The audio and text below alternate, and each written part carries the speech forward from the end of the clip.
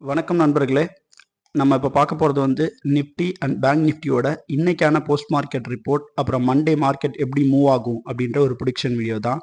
நம்ம வீடியோஸ் பார்க்குற எல்லாருக்குமே தெரியும். நான் அடிக்கடி சொல்றது தான். நம்ம மார்க்கெட் ப்ரொஃபைல் யூஸ் பண்ணி தான் ட்ரேட் பண்ணுவோம் அப்படின்றது நம்ம வீடியோஸ் பார்க்குற எல்லாருக்குமே தெரியும். சேம் டைம் நம்ம future chart 30 minutes time frame வச்சு தான் வந்து அனலைஸ் பண்ணுவோம் அண்ட் ட்ரேடிங்கும் பண்ணுவோன்றது எல்லாருக்குமே தெரியும். சரி வாங்க வீடியோக்குள்ள போயிடலாம். சரி இப்போ ஃபர்ஸ்ட் நம்ம பேங்க் நிஃப்டி பார்த்தரலாம் என்ன நடந்துச்சுன்னு. நம்ம நேற்று கொடுத்துருந்த லெவல்ஸ்லாம் ஆல்ரெடி நோட் பண்ணியிருப்பீங்கன்னு நினைக்கிறேன். ஸோ இன்னைக்கு பார்ப்போம் என்ன நடந்துச்சுன்னு. மார்க்கெட் ஓப்பன் ஆனது பார்த்தீங்கன்னா ப்ரீவியஸ் ரிவால் ஏரியாவுக்கு மேலே ஓப்பன் ஆச்சு.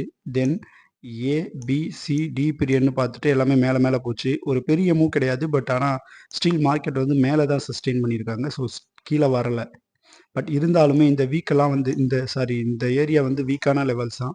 இந்த லெவல்ஸை எப்போ வேணால் கிளியர் பண்ண மார்க்கெட் ட்ரை பண்ணும். அந்த தேர்ஸ்டே அன்னைக்கு மூவ் ஆனாங்க பாருங்க, வயலண்டான மூவ். இந்த சிங்கிள் பிரின்ஸ் எல்லாம் கிளியர் பண்ணணும். இது வந்து ஒரு ப்ராப்பரான பையர்ஸ் கிடையாது. ஸோ இதெல்லாம் சீக்கிரமாகவே கிளியர் பண்ணிடுவாங்க. ஸோ எப்போ செல் சைட் ஃபோக்கஸ் ஆகுதோ அப்போ நம்ம இதெல்லாம் வந்து டார்கெட்டாக எடுத்துக்கலாம். ஸோ இப்போவுமே செல் ஆனால் இதுதான் ஃபர்ஸ்ட் டார்கெட். இந்த சிங்கிள் பிரின்ஸை கிளியர் பண்ணணும். சேம் டைம் இந்த சிங்கிள் பிரின்ஸுக்கிட்ட ப்ரைஸ் எப்படி ரியாக்ட் ஆகுதுன்றதையும் பார்க்கணும். அதாவது அக்செப்ட் பண்ணுதா, இல்லை இதை சப்போர்ட்டாக எடுத்துகிட்டு அகெயின் மேலே போகுதான்றதையும் நோட் பண்ணிக்கணும்.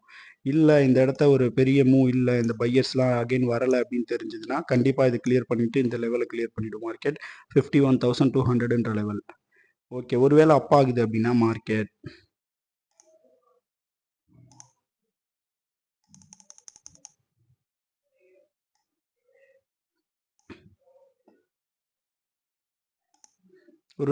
அப் ஆகுதுன்னா அதே தான். இதில் சிங்கிள் பிரிண்ட்டை ரிஜெக்ட் பண்ணிவிட்டு மேலே போகலாம் சப்போர்ட்டாக எடுத்துக்கிட்டு. ஸோ ஃபர்ஸ்ட் டார்கெட் 52,100ன்றது அப் சைடுக்கான ஃபர்ஸ்ட் டார்கெட்.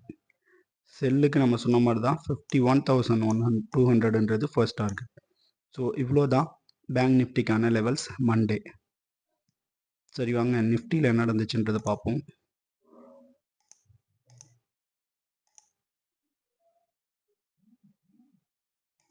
நிஃப்டியில் பாருங்கள், நம்ம சொன்ன மாதிரி ஓப்பன் ஈக்குவல் ஹை கொடுத்தாங்க. இந்த சிங்கிள் பிரிண்ட்டுக்கு ரியாக்ட் பண்ணி ப்ரைஸ் மேலே போச்சு. டே ஹை வரைக்கும் கிளியர் பண்ணுச்சு. அதாவது ப்ரீவியஸ் டே ஹையே வந்து கிளியர் பண்ணாங்க.